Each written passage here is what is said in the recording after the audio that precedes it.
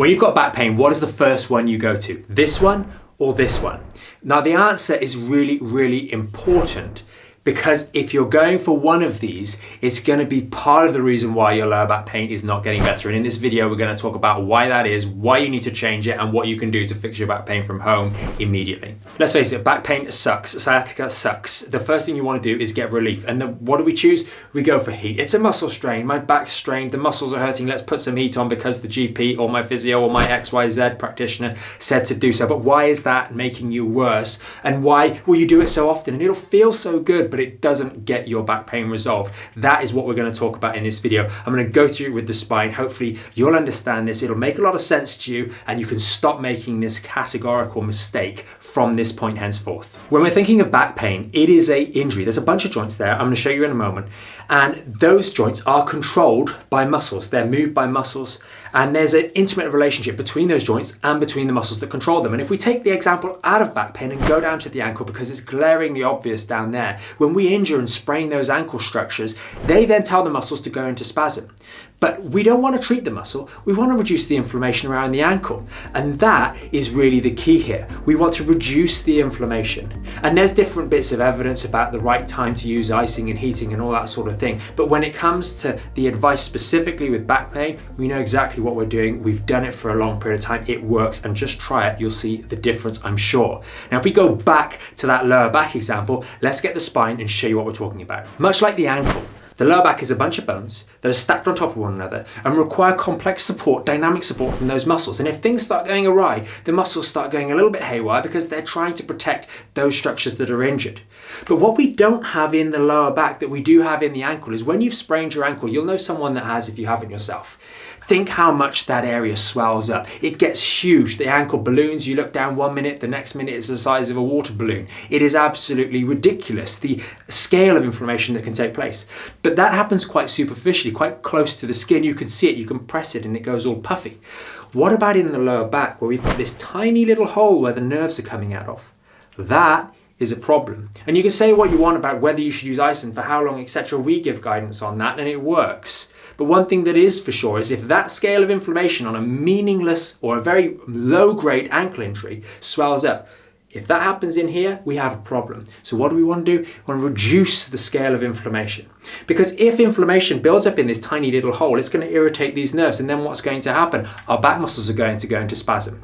Now, if we use heat, what's going to happen? We have a lovely warm bath, but I'd say to you this, have a lovely warm bath anyway. It feels good everywhere. Have a nice warm shower. It feels good anyway. Sit at home with a hot water bottle on your back, on your thigh, or on your leg, anywhere. It feels nice. That doesn't mean it's helping the cause of your back pain or getting anything better. It just feels nice.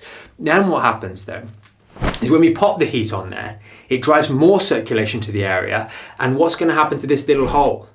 And then all of a sudden we have worse symptoms. You take the heat off, 10, 15 minutes later, things have cooled back down. All of a sudden you're in more pain. This isn't the way forward. So you put the heat back on and we get into this vicious cycle. And what we want to do in this video is help you understand that so you can break the chain, break that cycle and start getting better rather than repeating the same old mistakes. So if you're watching this video right now and you're not 100% sure, then post in the comments below because we always answer questions on our comment section on YouTube and everywhere else on social media. So ask us questions if you're not sure. But essentially, we've got these small holes where the nerves come out. Those nerves control muscles and they control other areas. If we've got inflammation and we pop heat on there, we're going to drive more inflammatory or more circulation to that area of inflammation, and that's going to create more swelling. It's going to make the problem worse. What do we do instead? We recommend that you do ice. How long for? 3 to 5 minutes. Don't do 20 minutes. That's for different things, and that might, in many cases, will make your lower back pain worse. Little blasts of 5 minutes or so right over the spine. If you put it in the wrong place, it's going to do absolutely nothing. Right over the spine, and that's going to help reducing the inflammation in the lower back so you can move around a little more, so you can straighten up a little bit more. Because what happens all too often is when there's excess inflammation there, we start to lean forwards. Do you know why we lean forwards? We lean forwards because it makes that hole bigger. So the inflammation that's building up there can get a bit more room in it, but then we get stuck bent over in a terrible posture, which makes things even worse. use the ice, use it regularly for small bouts, small spurts, and that is what's going to help you. And if you've got any other issues with regards to getting this better and getting a solid rehab plan, then we've got our Back in Shape program, of which ice is part of it, but there's lots of other things that are going to help you get better. And there'll be a card probably up above my head or a link in the description of this video that'll help you learn a little bit more about exactly what we do at the Back in Shape program, how we get people to fix their back pain from home, and how with the right advice, careful guidance, and the correct exercises, you will be able to fix your back pain from home for good. And one final bonus tip, if you have any leg pain associated with your back pain, don't put the ice on your leg. It's going to do absolutely nothing, and it'll probably just make the muscle stiff. On the back, that's the most important part. We tell you exactly where in the Back in Shape program, and if you click the link above this video or down in the description, you'll be able to learn exactly what you're doing so you can do it right. Hopefully you found this short video helpful and really learn something new, and really, more importantly, learn what not to do. That's so important when it comes to back pain, as most of the time we could be doing the right things here, but that one wrong thing can scupper all of our progress. If you found this video helpful, as I say, consider subscribing to the channel, give this video a thumbs up, share it with someone else who's got back pain, who might need a little bit of help, a little bit of guidance, and you're always welcome to join us over at backinshapeprogram.com. We've got an awesome program, it's got great resources, and we know we can help you, as we've helped many others, fix their back pain from home.